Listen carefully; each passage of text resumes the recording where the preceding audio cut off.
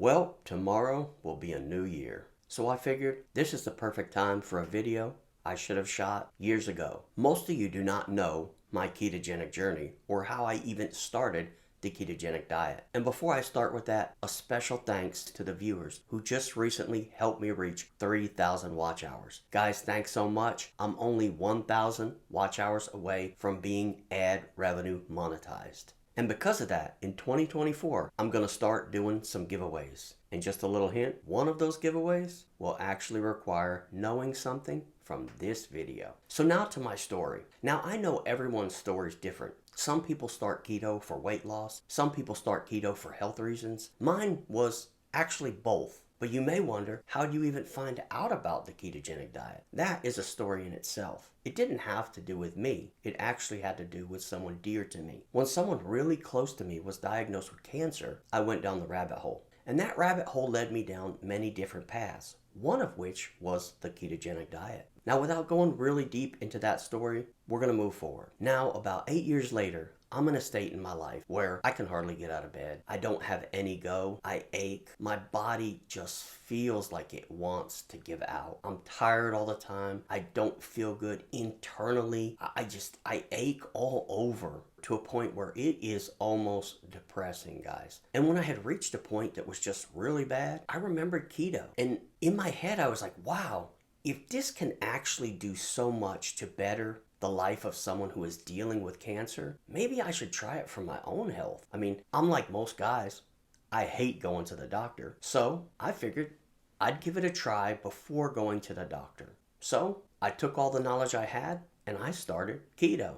Now, when I started, it was very strict. I lived on a lot of soup and salad. I'm not gonna lie. For about 2 months, that was probably my main source of food. And amazingly, I found within the first 3 months, I had lost over 50 pounds. 50 pounds, guys. That was crazy. Now, after being really strict for about 2 months, I know people say cravings go away, but they really didn't for me. The cravings were there, and it wasn't something that I was going to sustain. There's no way I could continue just to eat cabbage soup and salad. So I started incorporating things in around month 2. And I am a sugaraholic, guys. Like to the 10th power sugaraholic. I would sit down and eat the whole package of Chips Ahoy cookies or Nutter Butters or the whole bag of Doritos. That was what I did. Now, think of the extreme I went from.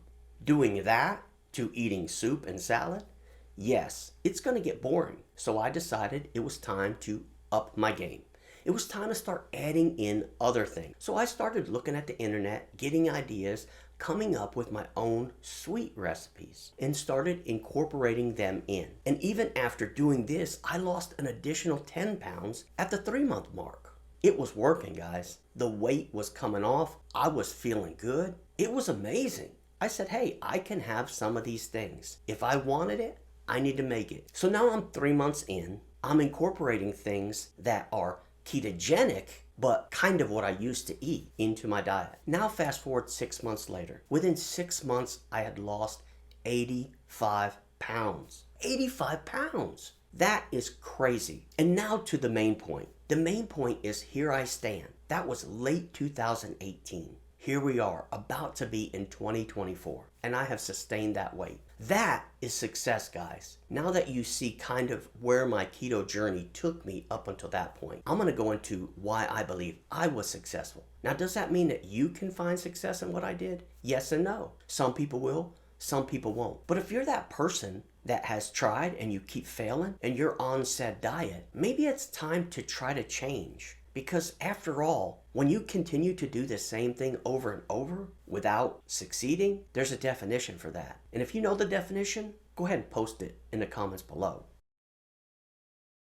Started somewhere else in my life because life lessons are what teach us. And if they teach us a valuable lesson, hey, we probably ought to go back to them and apply them to things that might be currently happening in our life today. And that's what I did. So when my wife and I got married, she was a smoker, I wasn't. I probably started smoking for the dumbest reason anyone could ever smoke for. Nonetheless, I started a habit, and that habit went on for about 7 years. Now, that's a real habit, and I think that's where our problems come in keto. bear with me in this because it's going to come to a conclusion that will tie all of this together. So now here I am, 7 years of smoking. This is a real habit. 7 years is a long time to do something, just to quit. So being the information person I was, I went on the internet, I gathered all the information, and I set out to quit smoking. Now that information consisted of try to avoid hanging around with the smokers, going to places you used to smoke in,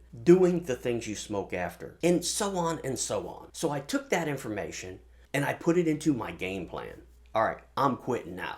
Well, sorry to tell you, but about a week of that went by and I started smoking again. So fast forward 3 months later. Here I go again. I'm gonna quit smoking. This is it.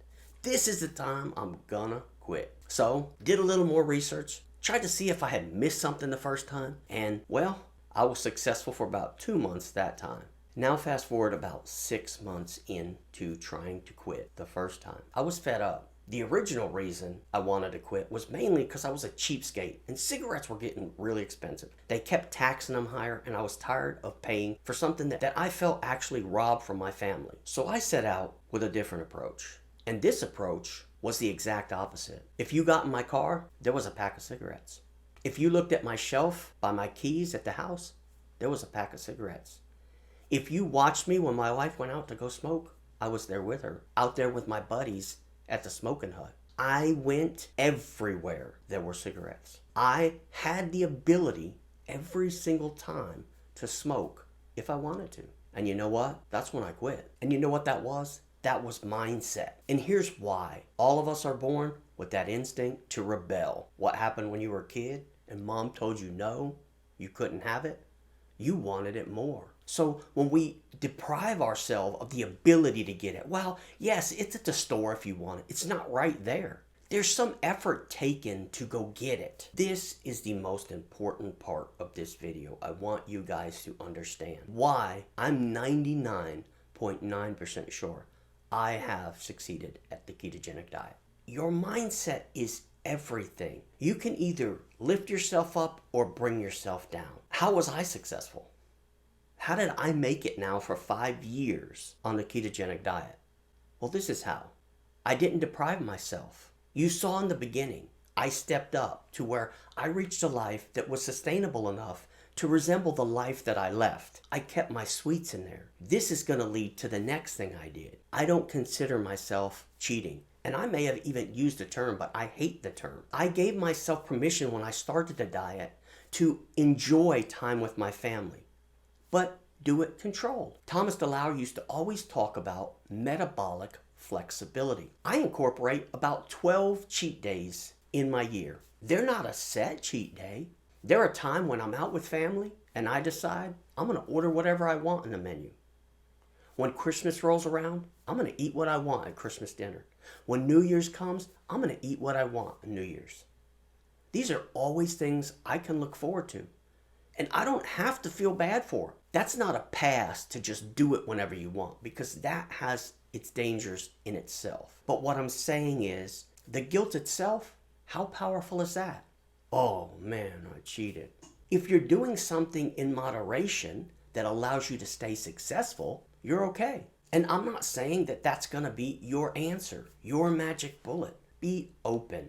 Things that you've succeeded in life, you very well may be able to adapt to the ketogenic, ketovore, carnivore lifestyle and find success. So those that tell you this is the way to do it, that's the way to do it, I'm not even telling you that. I'm telling you, find the way that works for you. Because at the end of the day, we can all encourage you to succeed, but you will only find success in the way that works for you. Guys, thanks so much for watching. Hope you all have a safe and wonderful new year. And as always, I'll see you in the next video.